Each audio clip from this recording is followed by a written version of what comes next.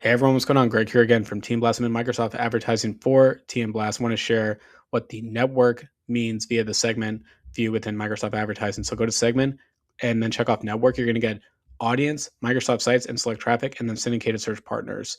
Audience means things like Outlook.com and MSN. So if I went to MSN.com, this over here, this Saratoga Springs, how much does it cost to replace old Windows? That is one of those audience ads that are showing up.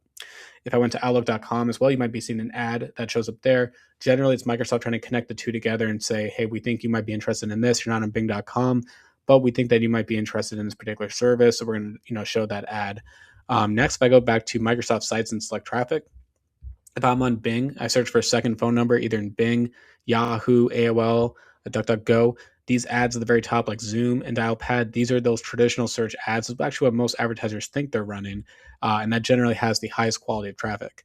And then syndicated search partners. So if I clicked on a random, blog that's part of either third-party sites or something that might be controlled by MSN, you might see an ad over here. But these are more sites like again, like third-party sites not necessarily connected to Microsoft.com. You might see like an ad that will show up there within, whether it's like by keyword, by what's in the blog post, or even just in general what the topic is about.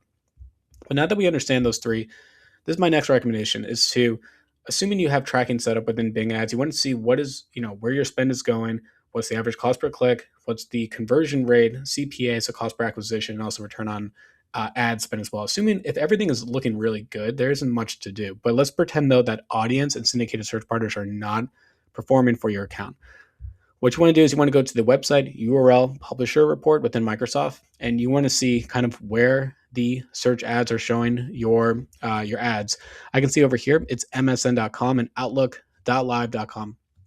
24,000 impressions plus are on msn.com. MSN is going to keep recycling ads. So people might have MSN as their homepage. They might search for it. Whatever the case is, that is easily the biggest place where it's driving impressions for TM Blast.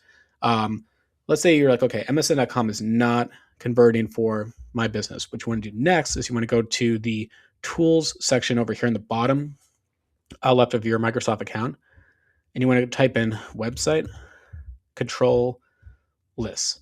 So hit enter. Now it's going to pop up with this message saying that, hey, you can't block MSN and all that. That's actually more for specific like native ads or like performance max campaigns within Bing. But if it's a strictly search campaign, you can. So let's pretend you never did this. You're going to click on create. You're going to type in something like outlook.com.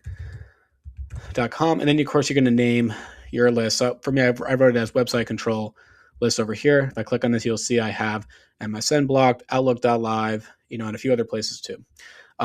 Real quick, these are things I only made recently, which is why you saw so much with MSN and Outlook as well for my business. But when I onboard new clients, I actually go through this exact same process and say, hey, if we only have, let's say, $1,000 or $2,000 we're spending per month on Bing, and I get this question a lot of like, what can we do to really improve if we can't overspend?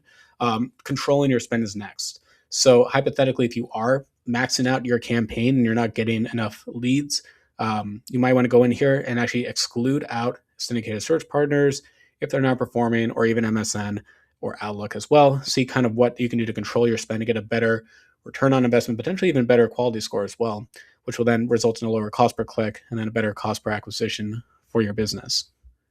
Anyway, thanks for watching this video. Let me know if you have any questions, and as always, have a good rest of your day.